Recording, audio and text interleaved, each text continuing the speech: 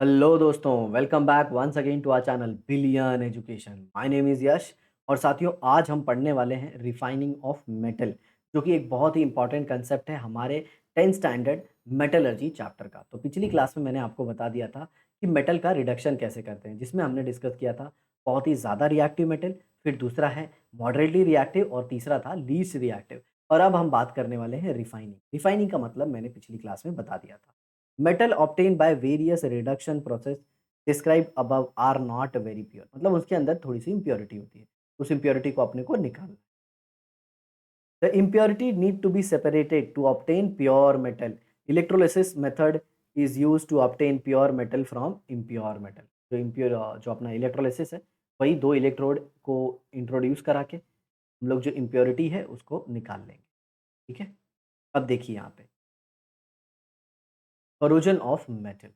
Okay, यहाँ पे refining है। पर आपने देखा रिफाइनिंग है, रिफाइनिंग के बहुत सारे प्रोसेसेस होते हैं, लिक्वेशन है, पोलिंग है, ये सब है। ये आप अपने हायर लेवल पे पढ़ोगे, हायर स्टैंडर्ड मतलब जैसे 10th पास करके हायर लेवल पे जाओगे तब ये सब आपको पढ़ना है। चलिए अब हम लोग देख लेते हैं कोरोजन ऑफ मेटल क्या होता है। कोरोजन मतलब क्या होता है? आपने देखा होगा आपके घरों में जो भी आर्टिकल्स मतलब डिवाइसेस जो भी आयरन के बने हुए हैं, उनके ऊपर एक ब्राउन कलर का कंपाउंड लग जाता है। उसी को हम लोग कहते हैं कोरोजन। समझ में आया?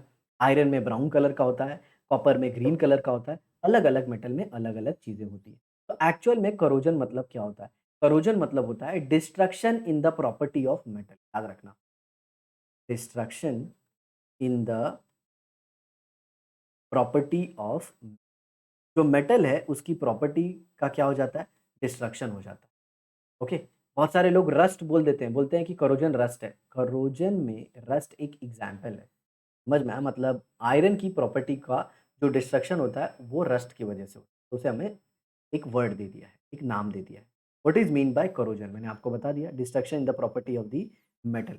Have you seen following things? आगे दिया है old iron bars of building, copper vessel not cleaned for long time, silver ornament और idols expose to air for long time, old abundant vehicle fit to thrown away. Old abandon vehicle मतलब आपने देखा होगा कहीं पे एक scooter है, road के बगल में कई सालों से पड़ी हुई है, जंग लग गया उसमें। कहीं पे आपने पुलिस स्टेशन के अगल-बगल में देखा होगा बहुत सारी कार्स हैं, ऐसे पड़ी हुई हैं, उनके अंदर भी जंग लग गया है, पूरा कचरा हो गया है, वो सब। ओके। और सिल्वर ऑर्नामेंट और idols expose for long time, जैसे कि कुछ आइडल्स बने हुए हैं, के कुछ मॉन्यूमेंट्स बने हुए हैं, बहुत ज़्यादा टाइम तक एयर के कॉन्टैक्ट में आ रहे हैं, तो एयर से रिएक्शन हो जाता है और उनकी प्रॉपर्टी में डिटोरेशन आ जाता है। Why do silver article turns blackish? White phosphorus vessel turns greenish on keeping air for a long time। तो देखिए होता क्या है, जो सिल्वर आर्टिकल है वो ब्लैक हो जाता है, जो अपना कॉपर है वो ग्रीन हो जाता है। इसके पीछे कारण क्या है? क्योंकि वो प्योर स्टेट में नहीं होते, वो कंबाइन कर लेते हैं। और जब वो कंबाइन कर लेते हैं तो उनकी प्योरिटी लॉस हो जाती है और उस लॉस ऑफ प्योरिटी को ही हम लोग क्या कहते हैं? Corrosion. Why do pure gold and platinum always glitter? क्योंकि ये रिएक्ट नहीं करते, ये एयर वियर से रिएक्ट नहीं करते, इसीलिए हमेशा शाइन करते रहते। समझ में आया? ठीक उसी तरह हमारा जीवन भी होना चाहिए। सर जीवन, जिस जीवन जीवन में आपको किसी के कामों में ज़्यादा इंटरफेयर नहीं करना चाहिए और आपके कर्म ऐसे होने चाहिए कि आप हमेशा शाइन। आ रहा है बच्चों? तो ऐसा काम करो, कुछ रीज़न बनो सोसाइटी में अच्छे कामों के लिए। समझे? चलो देखते हैं। Rusting of iron article causes large financial loss. अगर बिल्डिंग में डोर लगा हुआ है, डोर में क्या हो गया? रस्ट लग गया, तो अब सारे डोर रिप्लेस करने पड़ेंगे, नए डोर लाना पड़ेंगे, रोकड़ा लगेगा उसके लिए। समझ में आया? दस corrosion of iron that is rusting is a big problem. Okay, corrosion क्या होता है? Deterioration in the property of rust corrosion का एक example. Iron reacts with moist air and deposit of a reddish substance Fe2O3.H2O is formed on it. This substance is called rust। समझ में आ रहा है? तो रस्ट का ये फॉर्मूला है। समझ में आ रहा है? इसमें NH2 होते हैं, कभी ये 2 वाटर मॉलिक्यूल होगा, कभी ये 3 वाटर मॉलिक्यूल। वो डिपेंड करता है कितना वाटर ट्रैप हो गया। आगे देखिए, carbon dioxide in moist air reacts with surface of copper vessel। copper loses its luster due to formation of a greenish layer of copper carbonate its surface। अब जरा देखिए होता क्या है, कॉपर है और उसको कार्बन डाइऑक्साइड मिल गया इन प्रेजेंस ऑफ ऑक्सीजन, तो ये बना देगा कार्बन कॉपर कार्बोनेट जो कि ग्रीन कलर का होता है और ये डिपॉजिट हो जाता है। समझ में आ रहा है? ये देखिए सिल्वर का आर्टिकल, वो कैसा? चमकता है सिल्वर लेकिन ये ब्लैक हो गया। ये देखिए, ये लिबर्टी बोलते हैं इसको, statue of liberty. The copper cladded statue of liberty made 300 years ago has turned green. ये ग्रीन क्यों हो गया? नो डाउट, हवा में कार्बन डाइऑक्साइड है, ऑक्सीजन है, दोनों ने कॉपर के साथ रिएक्ट करके कॉपर कार्बोनेट बना दिया जो कि ग्रीन कलर का, और ये ग्रीनिश अपीयर होने लगा। ये देखिए, ये रस्ट लोखंड में आयरन लग गया। समझ में आया? This is called patination of copper. Copper के ग्रीन होने को हम बोलते हैं पैटिनेशन, प्लैटिनेशन नहीं, पैटिनेशन, याद रखना। Okay, on exposure to air, silver article turns blackish after some time. This is because of the layer of silver sulfide. कौन सा कंपाउंड बन जाता है? Silver sulphide. और वो लोकेलिटी में तो बहुत ज़्यादा होता है जहाँ पे एयर में सल्फर डाइऑक्साइड की इम्प्योरिटी ज़्यादा होती। Okay, formed by reaction of silver with hydrogen sulphide in the air. Okay, H2S, H2S के साथ रिएक्ट करके ये सिल्वर सल्फाइड बना देता है जो कि ब्लैक कलर का होता है। तो याद रखना, रस्ट का ब्राउन कलर किसकी वजह से होता है? Fe2O3.H2। कॉपर का ग्रीन कलर किसकी वजह से होता है? Copper carbonate. और सिल्वर ब्लैक की हो जाता है सिल्वर सल्फाइड की वजह से। ये सारी चीज़ें बहुत इंपॉर्टेंट है, आपको एग्जाम में पूछी जा सकती है। आगे देखिए, by oxidation of aluminium a thin layer of aluminium oxide forms. वगैरह देखिए, जब आप घर में कंटेनर लेके आते हो एल्यूमिनियम का, क्या मस्त चमकता है, लेकिन थोड़े देर के दिनों के बाद इसका जो चमक है वो गायब हो जाता है। एल्यूमिनियम का कंटेनर नया लाए, मस्त चमक रहा है, लेकिन थोड़े दिनों के बाद उसकी चमक गायब हो जाती है। क्यों? क्योंकि एल्यूमिनियम ऑक्सीजन के साथ रिएक्ट करके Al2O3 बना ले रहा है, एल्यूमिनियम ऑक्साइड। देखिए, prevention of corrosion, which measures would you suggest to stop the corrosion of metallic article और not to allow the corrosion to start? तो सिंपल सी बात है, हम चाहते हैं कि आयरन का कोरोजन ना हो, तो क्या करना होगा? किसकी वजह से कोरोजन होता है? मॉइस्चर आता है, तो मतलब उसके ऊपर आपको पानी नहीं आने देना, या फिर आयरन के ऊपर कुछ ऐसा चीज़ लगा देना है जिसकी वजह से वो वो मॉइस्चर के कांटेक्ट में ना आए। क्यों? क्योंकि हवा में तो मॉइस्चर है, तो आप बचा नहीं सकते, तो आयरन को पेंट कर दो, उसके ऊपर ग्रीस या फिर ऑयल लगा दो। समझ में आया? ये भी एक तरीका है। What is done so to prevent rusting of iron windows and iron doors? होता है ना, उसके ऊपर ऑयल लगा दो या फिर पेंट कर दो उसको, या फिर उसके ऊपर कोई एक ऐसा मेटल अटैच कर दो जो कि चीप हो। समझ में आया? क्योंकि अगर वो आयरन से ज़्यादा रिएक्टिव है तो उसका ऑक्सीडेशन हो जाएगा रादर देन आयरन। समझ में आया? जिसको हम एनोडाइजिंग भी बोलते हैं। आगे देखिए, various method are used to protect metal from corrosion. Special attention is paid almost to all the methods so that iron does not rust. अब आयरन क्यों? आयरन के बारे में ही, आयरन के कोरोजन के बारे में ही क्यों हम बात करते हैं? इंडिया में आयरन बहुत लार्ज क्वांटिटी में मिलता है, और जितने भी कंस्ट्रक्शन वर्क होते हैं सब में आयरन ही लार्जर अमाउंट में यूज़ होता है। इसीलिए हम आयरन के कोरोजन को ज़्यादा प्रायोरिटी देते हैं, क्योंकि ज़्यादा वही यूज़ होता है तो कोरोजन उसमें ही लगेगा। When sorry, we can lower the rate of process of rusting of iron. समझ में आ रहा है? हम रस्टिंग के प्रोसेस को स्लो कर सकते हैं, रोक सकते हैं। Corrosion of metal can be stopped by keeping metal isolated from a direct contact with air. The prevention of corrosion can be achieved by various ways. Some of the methods are as follows. मतलब जो corrosion के लिए responsible है उसको ही हटा दो। जब iron हवा के कांटेक्ट में जाएगा तभी रस्ट प्रोड्यूस करेगा ना, तो उसको कांटेक्ट में ही मत आने दो। तो देखिए क्या है, तो fix a layer of some substance on the metal surface so that the contact of the metal with moisture and oxygen in the air is prevented and no reaction would occur between. मतलब क्या होगा? जो लोखंड है और जो हवा है, सर लोखंड बोल रहे हो आयरन को? जी हाँ, आयरन को अपने मुंबई की लँग्वेज में लोखंड बोला जाता है, like Marathi and all. Okay. तो होता काय आहे, जे आपलं आयरन असतं ते एअरच्या कॉन्टॅक्टमध्ये येत नाही आणि काय होणार मग? एअरच्या कॉन्टॅक्टमध्ये येणार नाही, मग ऑक्सिडाइज होणार नाही. कळलं काय? मग त्याच्यासाठी आपण काय करायचं?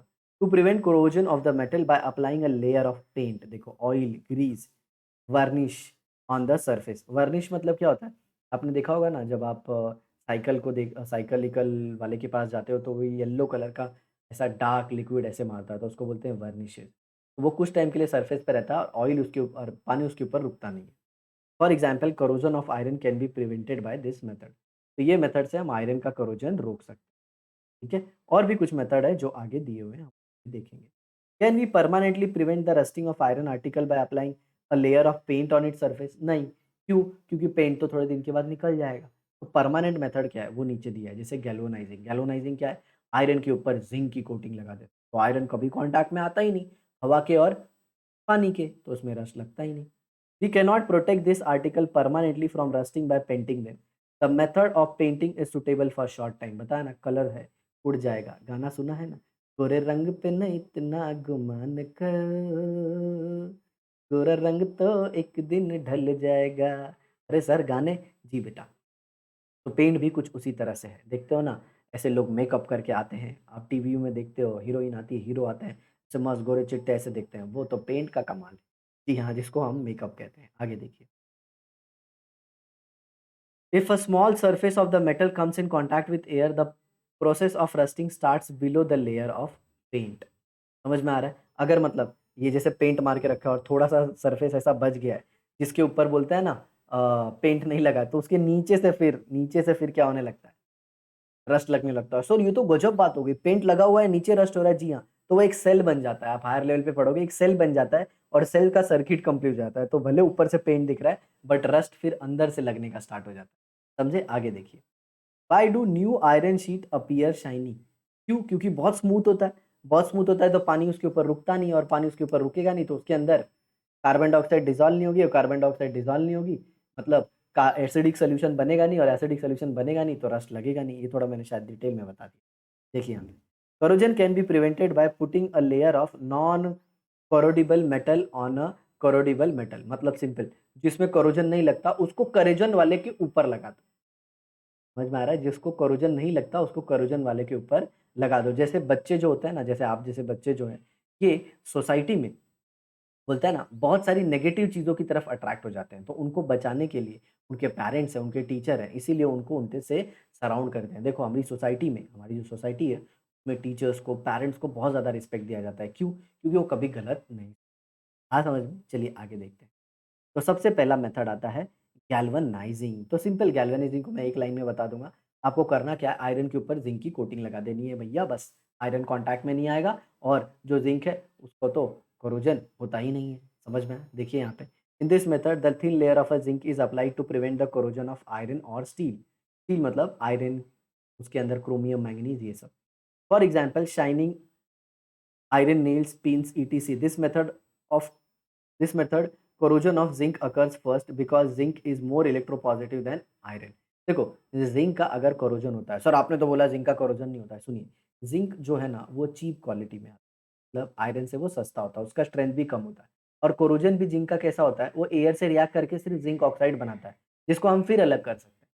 समझ में आया? लेकिन अगर आयरन टूट टूट के ऐसे रस्ट में कन्वर्ट हो गया तो फिर उसे जोड़ने में तो तकलीफ होगी ना बेटा। ऐसा है। After a few rainy season the zinc layer goes away and inner iron get expose, then iron starts rusting. तो आपको ध्यान रखना होगा कि जिंक की लेयर हटी तो नहीं है। ये देखिए, उसका अलग अलग स्टेप है। सबसे पहले कॉस्टिक क्लीनिंग, फिर उसका रिंसिंग, फिर पिकलिंग, फिर रिंसिंग, फिर फ्लक्स सॉल्यूशन, फिर ड्राइंग, फिर जिंक बाथ और फिर कूलिंग। ये सारी स्टेप है इसमें गैल्वेनाइजिंग। समझ में आया? आपको सिर्फ नाम याद रखना है, इसका डिटेलिंग जो है वो बाद में है। समझ में आया? और सबसे लास्ट में हम इंस्पेक्शन करते हैं। इंस्पेक्शन मतलब क्या लेयर सही से लगी तो है ना?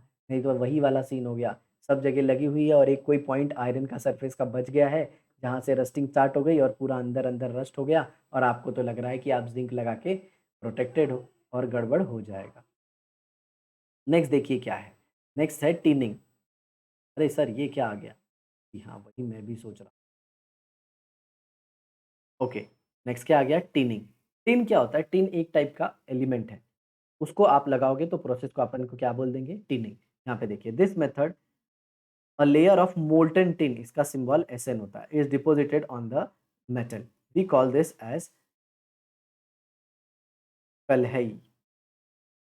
क्या बोलते हैं? कलहाई। कलहाई मतलब क्या? एक लेयर टिन का लगा देते हैं आयरन के ऊपर। A greenish layer form on the surface of a copper और अ ब्रास वेसल। समझ में आ रहा है? This greenish layer is poisonous. If buttermilk or curry is placed in such a vessel gets spoiled, tinning is done to prevent such damages। होता कैसा है? जैसे कॉपर है, कॉपर के ऊपर अगर आपने टिन का लेयरिंग कर दिया, तो कॉपर कार्बन डाइऑक्साइड के कॉन्टैक्ट में नहीं आएगा, ऑक्सीजन के कॉन्टैक्ट में नहीं आएगा और वो कार्बोनेट नहीं बनाएगा, मतलब ग्रीन कलर नहीं आएगा। और जो कॉपर कार्बोनेट बनता है ना, वो खतरनाक होता है। अगर ऐसे वेसल में आपने कड़ी या फिर दूध-वूध रख दिया तो गड़बड़ हो जाएगा। जैसे अगर आपने कॉपर के वेसल में मिल्क रख दिया तो देखना समewhat अराउंड 48 आवर्स के बाद वो मिल्क ग्रीन हो जाता है। आप चाहो तो घर में भी कर सकते हो। आगे देखिए, लेकिन हाँ, उस मिल्क को पीना मत। एनोडाइज़िंग। एनोडाइज़िंग में क्या होता है? आप जो मेटल है, उसके ऊपर कोई दूसरा मेटल लगा दो, मेटल से ज़्यादा रिएक्टिव, जिसको बचाना चाहते हो ना उससे ज़्यादा रिएक्टिव। तो होगा क्या, ये मेटल बच जाएगा लेकिन जो दूसरा रिएक्टिव वाला है ना, वो रिएक्ट कर जाएगा। जैसे गैल्वेनाइज़ेशन होता है ना, कुछ वैसा। In this method metal like copper, aluminium are coated with a thin and a strong layer of their oxide by means of electrolysis. For this, the copper or aluminum article is used as anode. As this oxide layer is strong and uniform all over the surface, it is used for prevention of corrosion of the metal. अब देखिए इसमें मैंने जो बोला वो भी एक तरीका है, या फिर आप क्या कर सकते हो, देखिए जो आपके बुक में लिखा है ना वही एग्जाम में आपको लिखना है। मैंने बहुत सारे मेथड बता दिए लेकिन अगर वो बुक से रिलेटेड नहीं है तो उसको इररिलेवेंट माना ही जाएगा। समझ में आ रहा है? तो करते क्या है, जैसे देखो, आपने देखा होगा एल्यूमीनियम के कंटेनर में रस्ट नहीं लगता। क्यों रस्ट नहीं लगता? क्योंकि एल्यूमीनियम के ऊपर एक प्रोटेक्टिव ऑक्साइड फिल्म बन जाती है, किसकी? Al2O3 की, और ये हवा और मॉइस्चर को अंदर जाने नहीं देता। सर आयरन के ऊपर भी तो Fe2O3 बनता है, लेकिन बेटा आयरन का जो Fe2O3 बनता है ना, ये पोरस होता है। सर ये पोरस मतलब क्या? उसके अंदर स्मॉल स्मॉल पोर्स होते हैं, स्मॉल स्मॉल होल्स होते हैं, तो उसके अंदर से एयर और मॉइस्चर जाते रहता है। समझ में आया? तो ऐसे ही टाइप की लेयर जैसे एल्यूमीनियम के ऊपर है ना, ऐसे ही प्रोटेक्टिव लेयर आपको आयरन और कॉपर के ऊपर भी लगा देना है। समझ में आया? और उसकी वजह से क्या होगा? रस्टिंग रुक जाएगी। For example, when aluminium is anodised, the thin layer of aluminum oxide is formed. It obstructs the contact of the aluminum with oxygen and water. मैंने आपको बताया। This prevents further oxidation. This protection can be further increased by making the oxide layer thicker during the anodization. मतलब जब आप metal के oxide की layer लगा रहे हो मेटल के ऊपर, तो उसको थोड़ा थिक बना दो। थिक होने की वजह से क्या होगा, अगर थोड़ा-सा लेयर डैमेज भी हो जाता है, तो भी वो मेटल को बचा देगा। यहाँ पे आप देख रहे हो ये डायग्राम दिया गया है। ये एनोड से कनेक्ट किया गया है, समझ में आ रहा है? और ये आपका आर्टिकल है, जिसको आप कर रहे हो। ये देखो ये सब आपके आर्टिकल है, समझ में आया? ऐसे। इसके ऊपर क्या होगा, मेटालिक ऑक्साइड आके डिपॉज़िट हो जाएगा। याद रखना जिसका भी एनोडाइज़िंग करना है, उसको आपको एनोड को कनेक्ट करना है, समझे? आगे देखिए।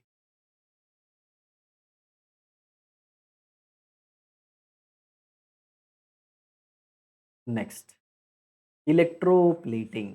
इलेक्ट्रोप्लेटिंग सिंपल है, मेटल के ऊपर दूसरे मेटल की लेयर चढ़ाना है। देखिए, in this method less reactive metal is coated on a more reactive metal by electrolysis.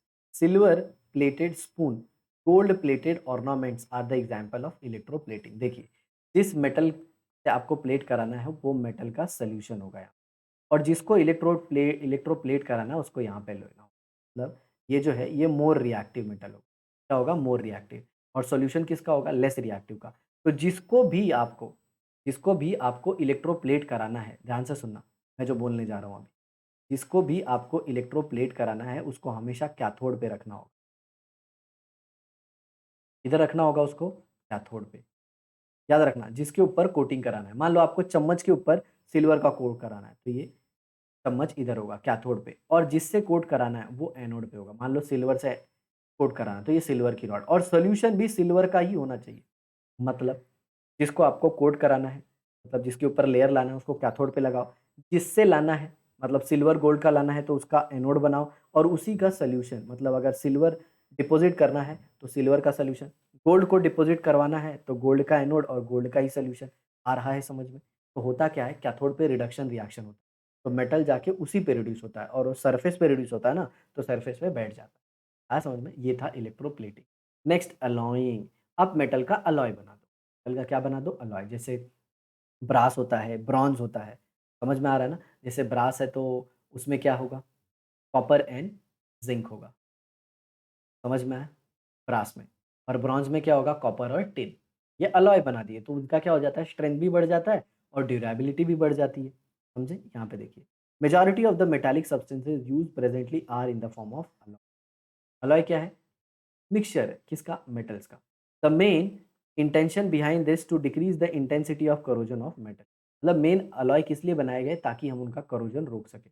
The homogeneous mixture found by mixing a metal with other metal और non metal in certain proportion is called as. Generally 99% cases में आपको metal से ही मिलेंगे, लेकिन कुछ cases में हम non metal भी डाल देते हैं। जैसे स्टील में हम कार्बन डालते हैं, तो कार्बन क्या करता है? स्टील के स्ट्रेंथ को बढ़ा देता है, मजबूत कर देता है। समझा? For example, bronze is an alloy found by 90% of copper and tin. Okay, bronze statues do not get affected by sun and rain, मतलब सनलाइट से और रेन से उसको फर्क नहीं पड़ता। Stainless steel does not get stains with air और water, also does not rust. Stainless steel जो होता है ना उसमें रस्ट नहीं लगता, क्यों? अलॉय बना दिया ना उसका, आयरन में मैंगनीज डाल दिया, क्रोमियम डाल दिया, कार्बन डाल दिया, तो वो स्टील बन गया। It is an alloy made from 74% iron, 80% chromium and 8% carbon.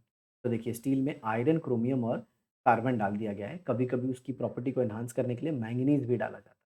In recent times, various type of alloys are used for minting coins, मतलब जो alloys हैं उनके coins बनाए जा रहे हैं आज।